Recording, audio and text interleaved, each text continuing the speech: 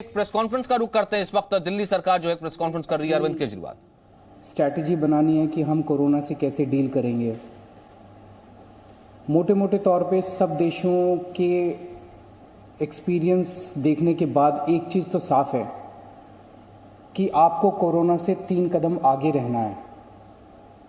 अगर आप सोते रहे और कोरोना फैल गया तो उसके बाद आप कोरोना को कंट्रोल नहीं कर पाएंगे। अगर आप कोरोना से जो देश कोरोना से 2 कदम आगे रहे, 3 कदम आगे रहे, उन्होंने कोरोना को सफलतापूर्वक कंट्रोल कर लिया। इसके लिए हम सब लोगों ने मिलके, मैंने कई एक्सपर्ट्स के साथ पिछले कुछ दिनों से मैं बात कर रहा हूँ, कई डॉक्टर्स के साथ मैं बात कर रहा हूँ, कई लोगों से बातचीत करने के बाद हमने 5 स्टेप 5 बिंदुओं का हमने प्लान बनाया है कि हम आने वाले दिनों में दिल्ली में कोरोना को कैसे नियंत्रित करेंगे। इसमें ये एक तरह से 5T है, 5T प्लान है। पहला T है टेस्टिंग। हमने ये देखा कि जिन जिन देशों ने टेस्टिंग नहीं की, वो जब कोरोना फैल गया तो उसको कोरोना को नियंत्रित नहीं कर पाए। अगर आप टेस्टिंग ही नहीं करेंगे, आपको पता ही नहीं चलेगा कि कहाँ कहाँ किस किस घर में कोरोना फैला हुआ है। और अगर आप टेस्टिंग नहीं करेंगे और कोरोना फैलता गया नीचे, एक आदमी दूसरे को, दूसरा तीसरे को, और इस तरह से ये चारों तरफ फैल जाएगा। हम साउथ कोरिया का एग्जाम्पल देखते हैं कि साउथ कोरिया ने किस तरह से बहुत बड़े स्तर के ऊपर टेस्टिंग कर करके उन्होंने एक एक आदमी को आइडेंटिफाई किया कि इसको कोरोना है, इसका इलाज कराओ, इसको कोरोना है, इसको क्वारंटाइन कर दो। उन्होंने एक एक को आइडेंटिफाई किया ताकि वो दूसरे लोगों को संक्रमित ना कर सकें। अगर हम टेस्टिंग नहीं करेंगे, हमें पता ही नहीं चलेगा कि कौन संक्रमित हो गया, कौन इन्फेक्ट हो गया और कौन इन्फेक्ट नहीं हुआ। इसको अब हम बहुत बड़े स्तर के ऊपर साउथ कोरिया की तरह करने जा रहे हैं। अभी तक टेस्टिंग किट्स की बड़ी समस्या थी, अब थोड़ी सी समस्या सुधरी है। हमने ऑलरेडी 50,000 लोगों के टेस्ट के लिए ऑर्डर किया हुआ है और वो ऑर्डर आने चालू हो गए हैं।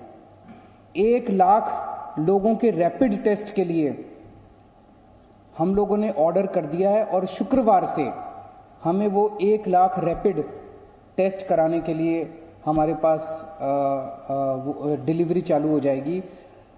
रैपिड टेस्ट आने के बाद जो हमारे हॉटस्पॉट्स हैं, जहां हमें लगता है कि कोरोना के पेशेंट थोड़े से ज़्यादा निकले, जैसे मरकज़ में निकले, मरकज़ के आसपास का जो निज़ामुद्दीन का एरिया है, उस तरह से दिल्ली में दिलशाद गार्डन में थोड़े से ज़्यादा निकले थे। तो उस तरह से जितने हमारे ऐसे एरियाज़ हैं, उन एरियाज़ के अंदर हम ज़्यादा रैपिड टेस्ट को ज़्यादा इस्तेमाल करके वहाँ पे रैंडम टेस्ट कराएंगे ताकि हमें पता चल सके कि कोरोना कहीं वहाँ ज़्यादा फैल तो नहीं रहा और हमें पता ही ना चले। तो रैपिड टेस्ट को इस्तेमाल किया जाएगा और जो डिटेल्ड टेस्ट होते हैं उनको भी इस्तेमाल किया जाएगा। दूसरा हमारा टी है, दूसरी बिंदु है ट्रेसिंग। हमने पता कर लिया कि ये आदमी कोरोना पॉजिटिव है। अब ये व्यक्ति किस किस से मिला, 14 दिन में किस किस से मिला, उनको सबको आइडेंटिफाई करते हैं। हमारी टीम बहुत एफिशिएंट टीम है, हमारे अफसरों की, डॉक्टर्स की, वो आइडेंटिफाई करती है और उन सब लोगों को सेल्फ क्वारंटाइन में डाल दिया जाता है। उनको कहा जाता है कि आप घर से बाहर नहीं निकलोगे। ये ट्रेसिंग अभी तक दिल्ली के अंदर बहुत अच्छे स्तर के ऊपर चल रही है। अब हमने पुलिस की मदद भी लेनी चालू की है। एक आदमी पॉजिटिव निकला, उसने हमें बताया जी पिछले 14 दिन के अंदर मैं इन 100 लोगों से मिला था। हमने उन 100 लोगों को कहा कि भाई आप अब सेल्फ क्वारंटाइन में घर में 14 दिन रहोगे। अब वो 14 दिन घर में रह रहे हैं कि नहीं रह रहे, इसके लिए हम पुलिस की मदद लेते हैं। पुलिस को हमने अभी तक 27,702 लोगों के फ़ोन नंबर दिए हैं, ये पता करने के लिए कि वो जो सेल्फ क्वारंटाइन वाले हैं वो घर में रह रहे हैं कि नहीं रह रहे। उनके फ़ोन से पता चल जाता है कि फ़ोन का मूवमेंट तो नहीं हो रहा, वो घर में रह रहे हैं कि नहीं रह रहे। उसके ऊपर फिर मॉनिटरिंग कर रहे हैं। इसके साथ साथ हम ये भी पता कर रहे हैं कि मरकज़ के जो लोग निकले थे, लगभग 2000 फ़ोन नंबर आज हम पुलिस को देने वाले हैं कि मरकज़ के अंदर जितने लोग थे वो कहीं आसपास बाहर के एरिया में तो नहीं घूमे थे। अगर वो बाहर के एरिया में घूमे थे और वो कहाँ कहाँ गए थे वो पता चलेगा तो उन एरियाज को सील कर दिया जाएगा। तो ट्रेसिंग के बेसिस पे हम सेल्फ क्वारंटाइन करेंगे सीलिंग करेंगे और मॉनिटरिंग करेंगे कि लोग सेल्फ क्वारंटाइन फॉलो कर रहे हैं कि नहीं कर रहे। हमारा तीसरा टी है ट्रीटमेंट। जो बीमार हो जाता है फिर उसका इलाज कराना है हमें। अभी तक दिल्ली में लगभग 525 टोटल कोरोना के पॉजिटिव केस आए हैं। हमने इस टाइम ऑलरेडी लगभग 3000 बेड्स की क्षमता तैयार कर ली है। एलएनजेपी हॉस्पिटल हमने पूरी तरह से कोरोना हॉस्पिटल डिक्लेयर कर दिया। अब वहां पे कोई इलाज नहीं हो रहा। 1500 बेड वहां पे हैं। वहां पे केवल और केवल कोरोना वालों का इलाज होगा। जीबी पंत हॉस्पिटल में 500 बेड हैं, उसको हमने कोरोना हॉस्पिटल डिक्लेयर कर दिया। वहां पे अब किसी का इलाज नहीं हो रहा। Rajiv Gandhi super speciality hospital में 450 बेड्स हैं, उसको हमने पूरी तरह से कोरोना हॉस्पिटल डिक्लेयर कर दिया। वहां पे अब किसी का इलाज नहीं हो रहा है। तो इस तरह से 2450 बेड्स सरकारी क्षेत्र में हैं और 400 बेड्स हमने प्राइवेट हॉस्पिटल्स के अंदर कोविड डिक्लेयर कर दिए हैं। इसमें मैक्स साकेत का ई ब्लॉक पूरी तरह से कोविड डिक्लेयर कर दिया गया है, जहां पे 318 बेड्स हैं। अपोलो के 50 बेड्स कोविड डिक्लेयर कर दिए गए, वहां पे और कोई ट्रीटमेंट नहीं होगा। गंगाराम कॉलमेट के 42 बेड्स, वो अलग बिल्कुल बिल्डिंग है उनकी, उसको हमने कोरोना के लिए डिक्लेयर कर दिया, वहां और कोई ट्रीटमेंट नहीं होगा। ये सारे मिला के 2950 बेड्स बनते हैं। आज दिल्ली में 525 पेशेंट्स हैं। 2950 बेड्स हमारे कोरोना के लिए अलग से ईयरमार्क कर दिए गए हैं। तो लगभग अगर 3000 तक पेशेंट्स होते हैं तो हमारे पास हॉस्पिटल्स के अंदर बेड्स हैं। 3000 क्रॉस कर जाता है तो हम जीटीबी हॉस्पिटल को पूरी तरह से कोरोना डिक्लेयर कर देंगे। जीटीबी में हमारे पास 1500 बेड्स हैं तो 4500 बेड्स हो जाएंगे। इस तरह से हमने प्लानिंग की है कि 3000 पेशेंट होंगे तो क्या होगा, 4000 पेशेंट होंगे तो क्या होगा, 5000 पेशेंट होंगे तो क्या होगा, 6000 पेशेंट होंगे तो किसको टेक ओवर करेंगे। इस तरह से 30,000 एक्टिव पेशेंट्स, अगर दिल्ली में 30,000 पेशेंट्स हो जाते हैं, एक्टिव पेशेंट्स, ट्रीट किए हुए नहीं। कई लोग ऐसे हैं जो कि अस्पताल में आए, इलाज हो गया, ठीक हो गए और घर चले गए, वो नहीं। 30,000 एक्टिव पेशेंट्स जब दिल्ली में अगर होंगे, उसकी हमने पूरी तैयारी की है। 30,000 एक्टिव पेशेंट्स में हमारे पास 8,000 हॉस्पिटल के बेड्स होंगे। वो कौन कौन से हॉस्पिटल्स में होंगे उसकी सारी चिन्हित कर लिया गया है कि इतने के बाद फिर इस हॉस्पिटल को टेक ओवर कर लेंगे, इतने के बाद इस हॉस्पिटल को टेक ओवर। 12,000 होटल के कमरे टेक ओवर किए जाएंगे। किस किस होटल को कब टेक ओवर किया जाएगा इसकी भी चिन्हित कर लिया गया है कि 8,000 पेशेंट होने के बाद इस होटल को टेक ओवर किया जाएगा, 7,000 पेशेंट होने के बाद इस होटल को टेक ओवर किया जाएगा, और 10,000 पेशेंट्स को बैंक्वेट्स और धर्मशालाओं में रुकवाया जाएगा। तो 30,000 जब हमारे पास पेशेंट्स होंगे तो जो सबसे सीरियस पेशेंट्स होंगे, जिन पेशेंट्स को हार्ट की बीमारी या लिवर की बीमारी या कैंसर या सांस की बीमारी या डायबिटीज होगी, वो और जो 50 के ऊपर की उम्र के होंगे, इन लोगों को अस्पताल में रखा जाएगा। और जिन लोगों को माइनर सिम्टम्स होंगे, जो 50 के कम की उम्र होंगे, कोई और बीमारी नहीं होगी इस तरह के, उनको हम होटल में और धर्मशाला में आइसोलेशन में रखेंगे। लेकिन वहां भी सारी मेडिकल सुविधाएं मौजूद होंगी, वहां भी डॉक्टर्स, नर्सेस, सारी मेडिकल सुविधाएं मौजूद होंगी। लेकिन जो सीरियस किस्म के पेशेंट्स होंगे उनके लिए 8,000 बेड्स का इंतजाम किया जाएगा। कितने पेशेंट्स होने पे हमें कितने वेंटिलेटर्स की जरूरत पड़ेगी, कितने ऑक्सीजन की जरूरत पड़ेगी, इसका भी पूरा खाका तैयार है। 30,000 पेशेंट्स होने पे हमें 400 वेंटिलेटर्स की जरूरत पड़ेगी, 1200 ऑक्सीजन के बेड्स की जरूरत पड़ेगी। इनकी सबकी तैयारी की जा रही है, काफी तैयारी हो चुकी है। हमें कितने पीपी किट्स की जरूरत पड़ेगी, कितने पेशेंट्स पे, इसकी पूरी कैलकुलेशन की जा चुकी है।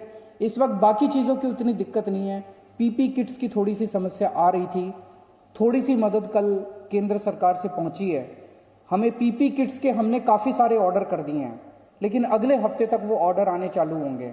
इस दौरान थोड़ी इमरजेंसी सिचुएशन थी। कल केंद्र सरकार से परसों चिट्ठी आई है कि 27,000 पीपी किट्स वो हमें दे रहे हैं, वो आज या कल में आ जाएगी। तो फिलहाल पीपी किट्स की समस्या भी हमारी दूर हो जाएगी। तो ये ट्रीटमेंट है, तीसरा टी ट्रीटमेंट है। चौथा टी हमारा है टीम वर्क। ये कोरोना को अकेले कोई नहीं ठीक कर सकता। कोई अगर ये सोचे कि मैं अकेला कोरोना को ठीक कर दूं, वो नहीं हो सकता।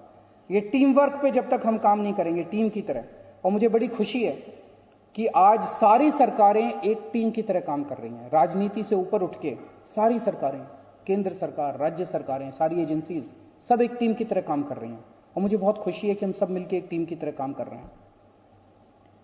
इसमें सारी राज्य सरकारों को भी मिलकर काम करना पड़ेगा। अगर हम दिल्ली के लोग यहां बैठ के सोचें कि अपने को दिल्ली दिल्ली का सोचना है, महाराष्ट्र में कोई बीमार पड़ रहा है तो अपने को चिंता करने की जरूरत नहीं है, ऐसा नहीं है। महाराष्ट्र में अगर कोई बीमार है और जिस दिन लॉकडाउन खुला और वो दिल्ली आ गया तो फिर अपने दिल्ली में फैल जाएगा। दिल्ली में कोई बीमार है और कल लॉकडाउन खुलेगा, वो पश्चिम बंगाल चला गया तो वहां पे फैल जाएगा। तो अपनी सारे सरकारों को और सारे देश के लोगों को एक परिवार की तरह एकजुट होकर एक टीम की तरह काम करना पड़ेगा। और सारी राज्य सरकारों को हमें आपस में एक दूसरे से सीखना भी है।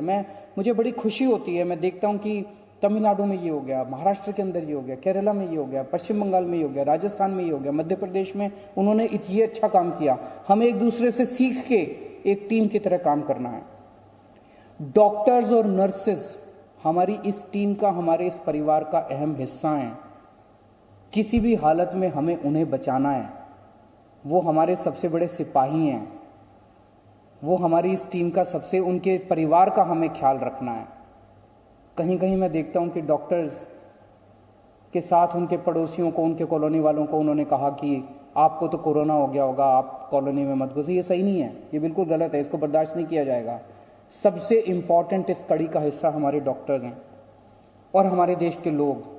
हम सब लोगों को इस वक्त, लॉकडाउन के वक्त, एक अनुशासित तौर पे अपने घर में रहना है, सोशल डिस्टेंसिंग का फॉलो करना है। देश के लोग इस टीम का सबसे बड़ा हिस्सा हैं और मुझे बेहद खुशी है, मैं ये देख रहा हूं कि इस वक्त, ज़रूरत के वक्त, जिन लोगों के पास पैसा है वो सामने आ रहे हैं। जो बहुत बड़े बड़े लोग हैं, पैसे वाले लोग हैं, वो कोशिश करके इधर उधर से पीपी किट ऑर्गेनाइज कर रहे हैं, वेंटिलेटर्स ऑर्गेनाइज कर रहे हैं। जो और कई सारी धार्मिक संस्थाएं हैं, सामाजिक संस्थाएं, वो खाने का इंतजाम कर रही हैं। और मुझे बड़ी खुशी है कि हम सब, ऑपोजिशन हो या पक्ष हो या विपक्ष हो, सब एक साथ मिलकर काम कर रहे हैं। थोड़े दिन पहले मैंने सभी बीजेपी के लीडर्स के, दिल्ली के लीडर्स हैं उनके साथ, जो एमएलए उनके साथ बात की थी। कल मैं सभी दिल्ली के सांसदों के साथ बात करने जा रहा हूं। उनके विचार, उनकी जो भी बातें, उनको हम सुनेंगे, उनके हिसाब से साथ काम करेंगे। और पांचवा टी है ट्रैकिंग एंड मॉनिटरिंग। मैंने इतनी सारी बातें तो बोल दी, लेकिन इन सब बातों को मॉनिटर करना, उसको ट्रैक करना कि चीज़ें सही चल रही हैं, इसकी जिम्मेदारी मेरी है। दिल्ली के अंदर 24 घंटे मोमेंट टू मोमेंट ट्रैक करना कि जो पूरा हमने प्लान बनाया वो प्लान उसके हिसाब से चल रहा है, इसकी जिम्मेदारी मेरी है। वो 24 घंटे मैं ट्रैकिंग कर रहा हूँ, मैं मॉनिटर कर रहा हूँ और मैं इसके ऊपर नज़र रखूँगा। मुझे पूरी उम्मीद है कि अगर हम कोरोना से 3 कदम आगे रहेंगे तो हम कोरोना की इस लड़ाई को मिलके जीत पाएंगे, टीम की तरह जीत पाएंगे। बहुत बहुत शुक्रिया। No signal, no worry. Presenting Z News app with live TV, latest updates and expert opinion. Available on Google Play and App Store. Download it now.